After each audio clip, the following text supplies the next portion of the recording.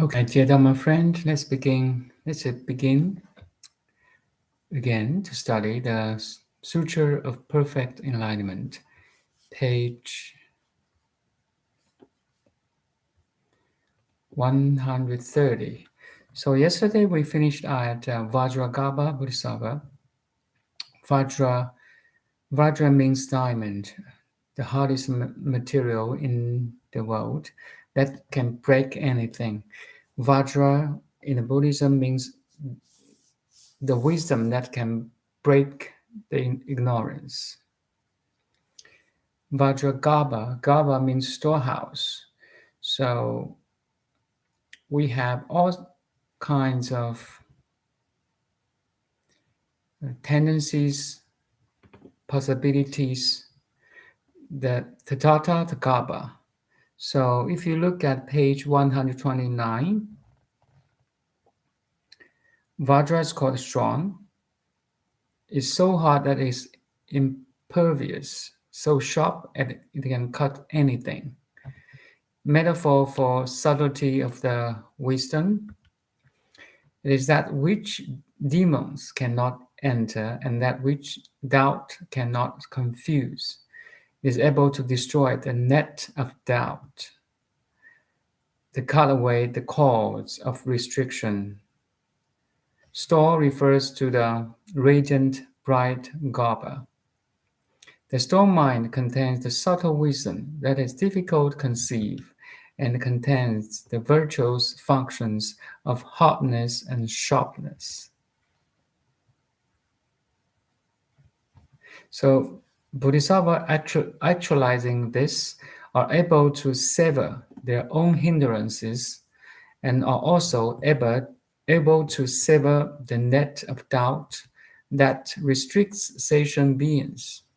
That is why he is called Vajragarbha, the store of the adamantine.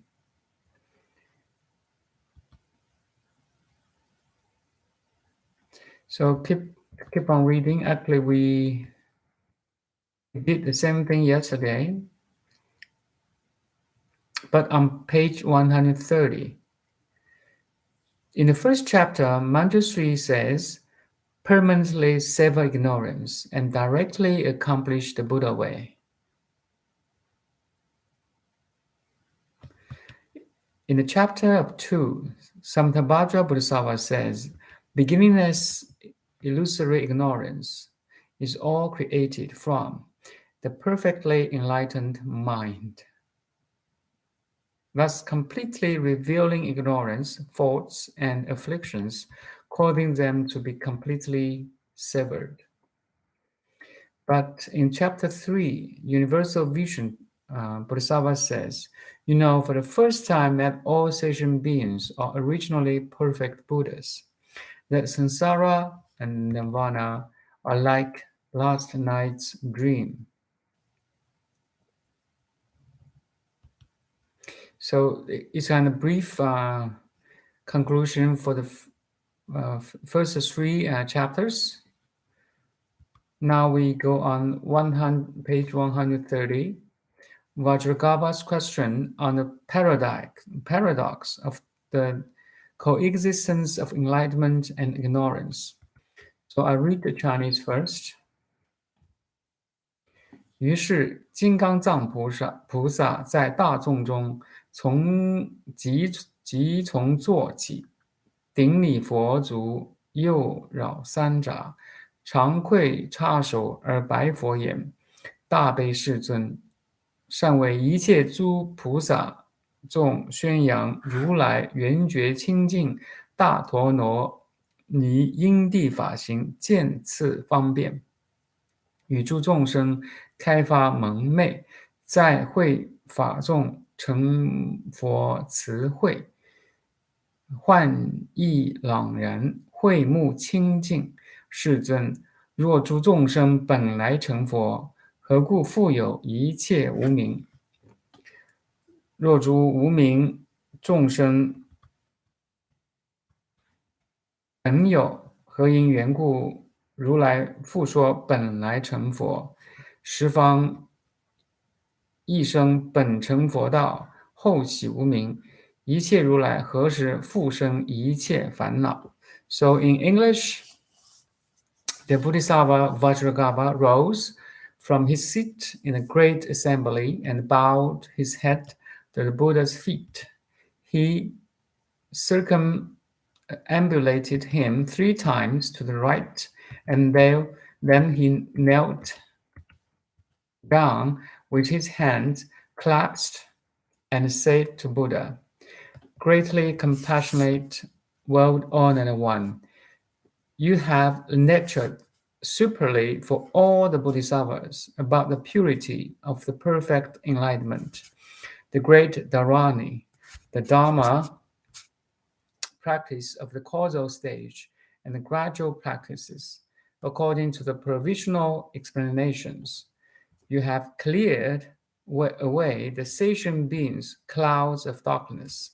All those at this Dharma assembly, having received your compassionate instruction, have clarified optical illusions and purified their wisdom eye. World-honored one, if all sentient beings are originally perfect Buddhas, then how can they also possess ignorance? If sentient beings are originally ignorant, how can they say that they have always been perfect Buddhas? If all the worldlings in the 10 directions are originally perfectly enlightened, but later give rise to ignorance, at what point do all these Tathagatas regenerate these afflictions? So keep on reading on page 131. I will pick up the most important information here.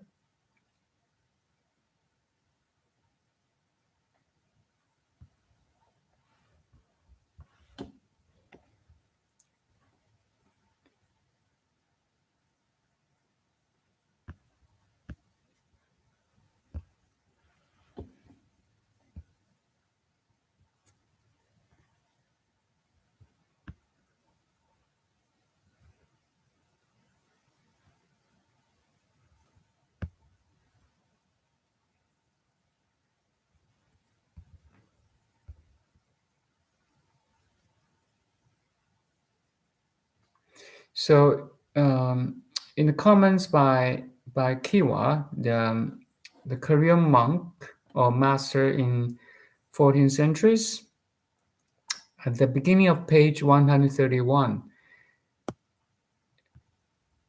Kiwa said, "The doubt then is the threefold. The doubt raised by Vajragarbha Bodhisattva is threefold. The first doubt says, if we are originally Buddha, then delusion should not arise. The second doubt says that if delusion is originally present, then we cannot originally be Buddha. The third doubt says that if sentient beings are originally enlightened, yet now deluded, even though the Tathagata has actualized enlightenment, he should also be deluded and still need to do correct contemplation." So it's a threefold doubts raised by Vajragarbha Bodhisattva. These 3 doubts function as great impediments at a deep level. You must first get rid of these doubts, and then you can develop and master correct contemplation and penetrate to the sublime state of Buddha.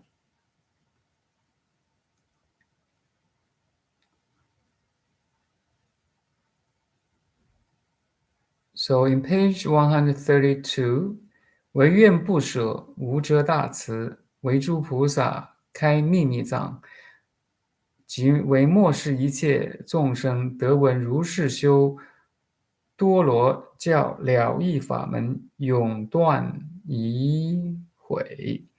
My only request is that you God discard your limitless great compassion that can that you can reveal the concealed treasure to the bodhisattvas, and that you, for all sentient beings the, of the degenerate age, gain access to this kind of sutra teaching, the teaching of the complete doctrine, so that they can permanently sever doubt and regret.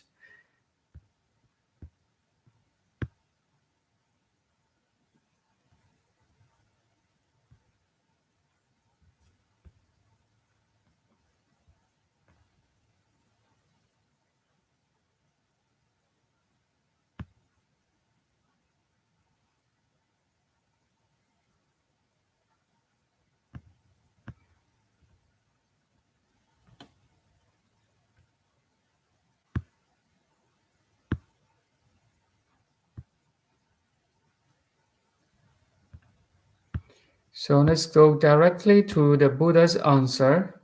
Answer in page 133. 尔时世尊告金刚藏菩萨言：善哉善哉，善男子！汝等乃能为诸菩萨及末世众生，问与如来甚深秘密究竟方便，是诸菩萨最上教诲了义大成，能使十方修学菩萨及末世一切众生得决定性，永断疑悔。汝今谛听，当为汝说。时金刚藏菩萨奉教欢喜，及诸大众默然而听。So Buddha is going to answer the Vajragarbha Bodhisattva's question. Then the world-honored one, speaking to the Bodhisattvas Vajragarbha, said, Excellent, excellent, good son. You have asked well for the Bodhisattvas and the sentient beings of the degenerate age about the Tathagatas, extremely deep and recondite, final, expedient means. This is the highest teaching given by the Bodhisattvas, the fully revealed doctrine of the great vehicle, which is able to cause the enlightening bodhisattvas of the 10 directions, as well as sentient beings of degenerate age, to gain unshakable faith and permanently sever doubt and remorse. Now listen well. I shall explain this for you. Then Vajragarbha Bodhisattva received this instruction with reverence and great joy, and those in the great assembly became silent and listened. We're page 133.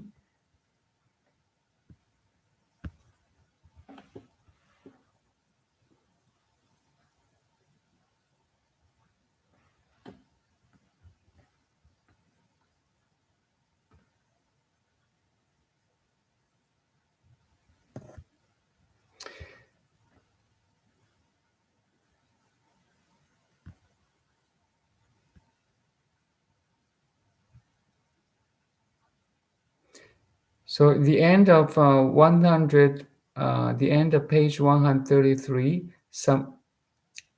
samsara's disorienting power.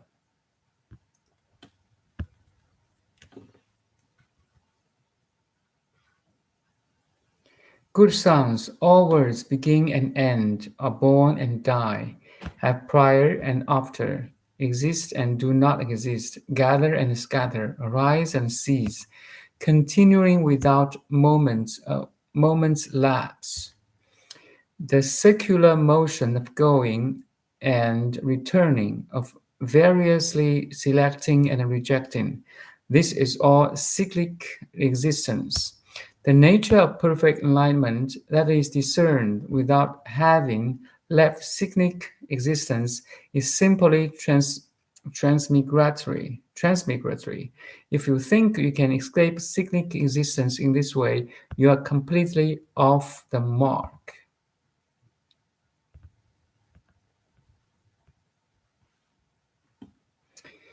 So interesting. Actually, this morning we talked about cyclic emotion of the phenomena world, like a day and night, like 4 seasons, like a year, like atom spins around neutrons. Everything spins. So everything in motion is in a circular motion. Anything in a circular motion moves and changes, and it's nature of the phenomenal world. But beyond all this circular motion, there's something never changes, never comes and goes. Never comes nor goes. That's you, my dear friend. So in Chinese, 善男子，一切世界始终生灭，前后有无，聚散其止，念念相续，循环往复，种种取舍皆是轮回，未出轮回而变圆觉，彼圆觉性同轮流转，若免轮回无有是处，必如动木能蘸舀水，亦如定眼由风转火，云使月运周行船移。周行暗移，sorry，亦复如是。善男子，诸玄未息，彼物先著，尚不可得。何况轮转生死垢心，曾未清净，观佛圆觉而不旋复，是故汝等便生三惑。Wow, so profound. Okay.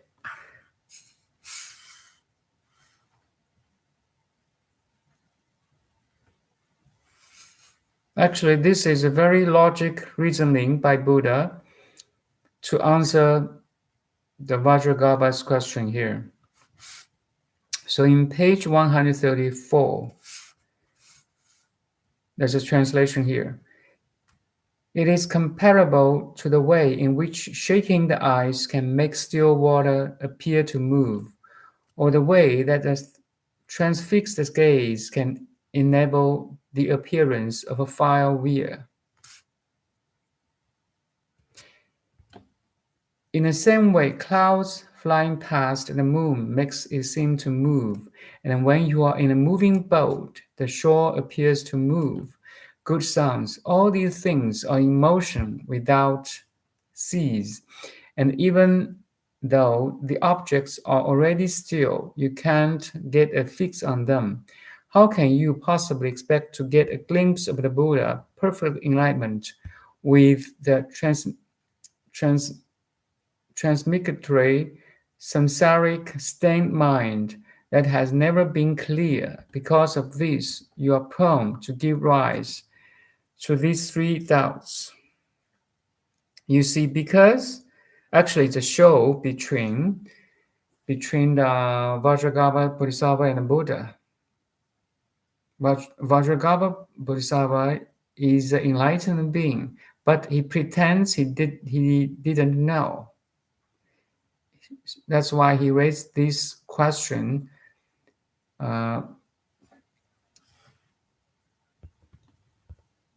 So pay attention here, especially the page 133. Good sounds, all these things are in motion without cease, and even though the objects are already still, you can't get a fix on them. How can you possibly expect to get a glimpse of Buddha's perfect enlightenment with the transmigratory, samsaric stained mind that has never been clear? Because of this, you're prone to give rise to these three doubts. So as well the people, our mind is always moving, changing in transmigratory, samsaric stand way of thinking the ultimate truth. It's a wrong perception. That's why we have these doubts, three doubts.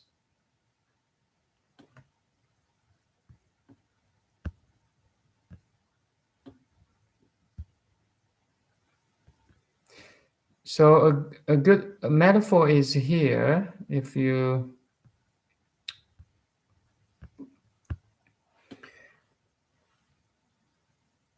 The, the clouds flying past the moon makes the moon seem to move. So we have experienced that in a clear night,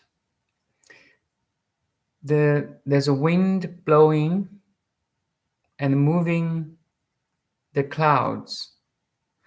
But if the clouds is near the moon, and it seems that moon is moving instead of clouds moving.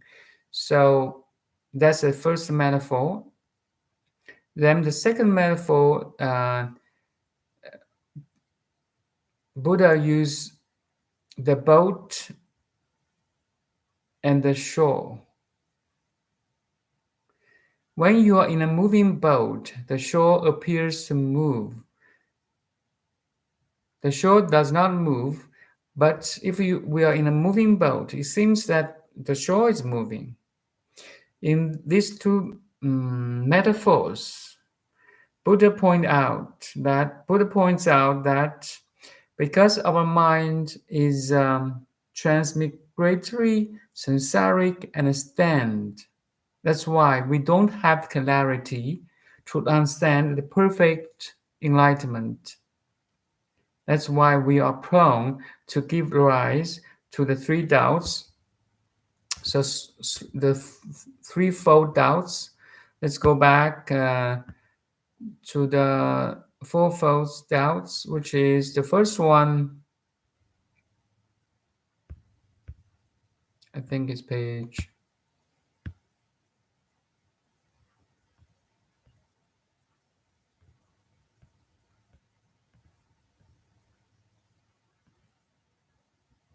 The first doubt says, if we are originally Buddha, then delusion should not arise. The second doubt says that if delusion is originally present, then we cannot originally be Buddha.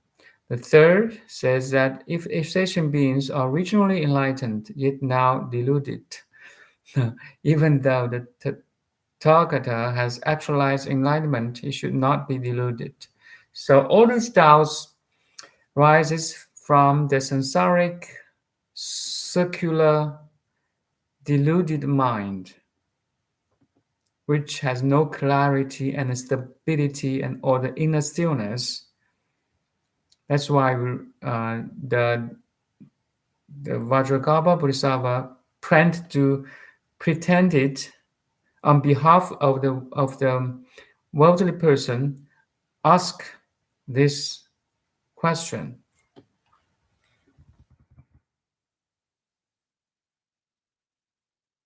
So back to page. We are on page 135.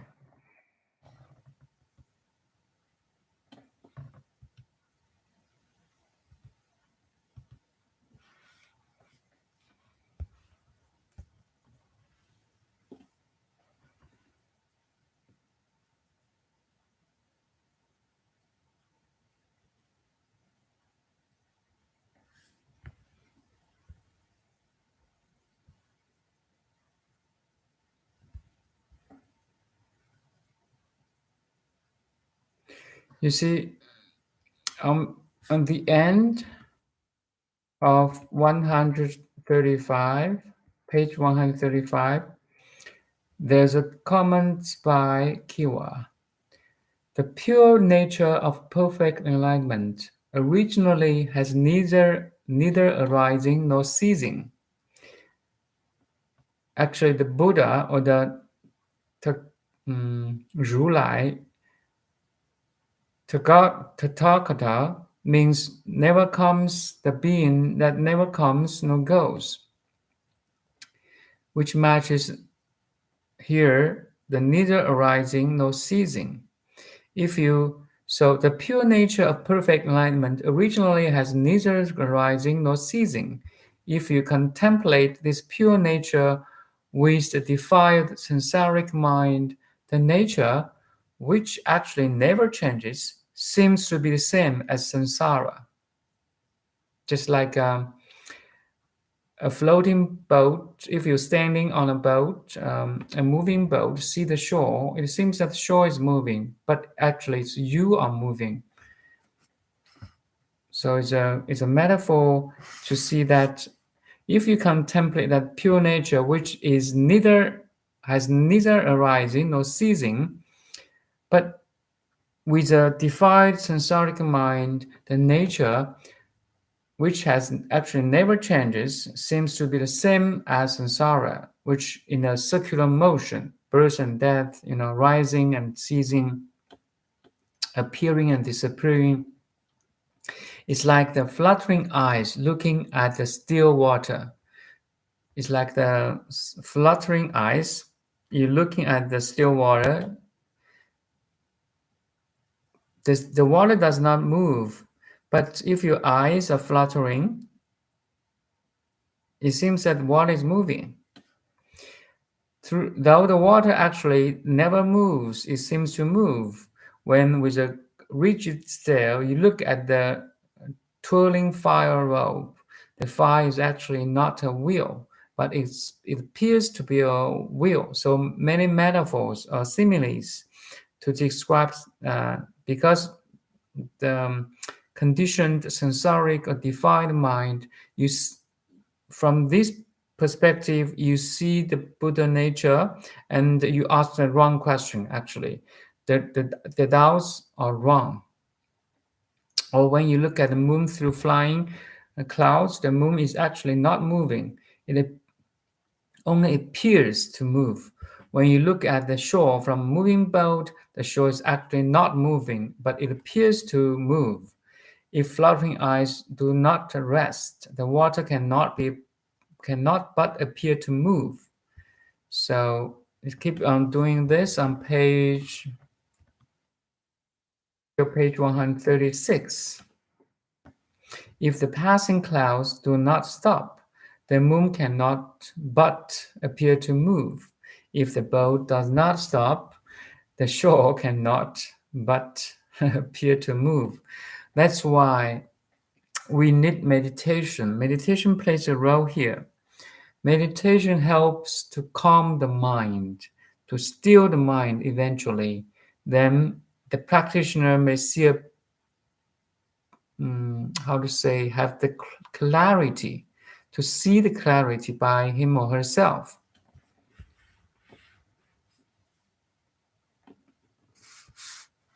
So the conclusion is here at page 136, the beginning of the page 136. Thus, if the subjectively observing mind is not settled, the I repeat. Thus, if the subjectively observing mind is not settled, the objectively observed realm cannot stop being impure or stop fascinating. The state of perfect enlightenment, there is originally nothing to be in doubt about. Now you are using your defined mind to observe the realm of Buddha. Therefore, you have produced these three doubts. Yet, if you merely observe with a clear mind, enlightenment will naturally appear before you. Why must you conjecture in ignorance about arising and non-arising, and accomplishment of Buddhahood and the non-accomplishment of Buddhahood, and thereby keep yourself from the correct contemplation? So you see, meditation plays a role here. One-point concentration or open monitoring or contemplation at the nature of the phenomenal world.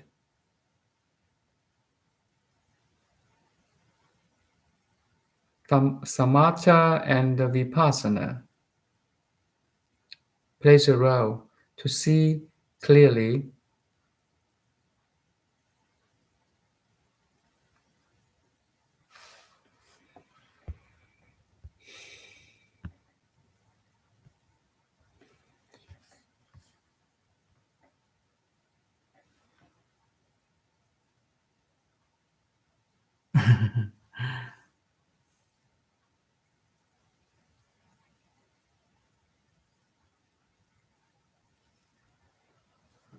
So there's my friend AF here. Yeah, my friend. How was your kids' soccer game? Very good. I have two kids, so one in the morning, one in the afternoon. They play well. If we were all one in awareness already, why enlighten others? You like the you asked the question, like uh, like Vajragarbha Bodhisattva. Also, your recently uploaded videos are not in the videos section. The, the video section start from a year ago. Okay, sorry about that. I will pay labor attention here. If we all in one in awareness already, why enlighten others? Because if somebody cannot see it, cannot experience it.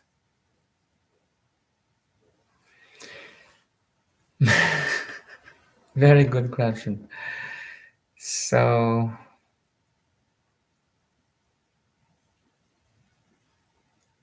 宴坐水月道场，大坐空中佛事，降伏净理魔君，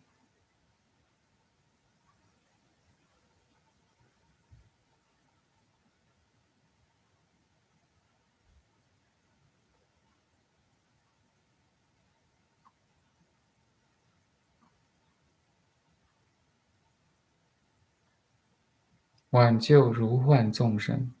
Maybe I will talk about this. It's a such deep question, actually.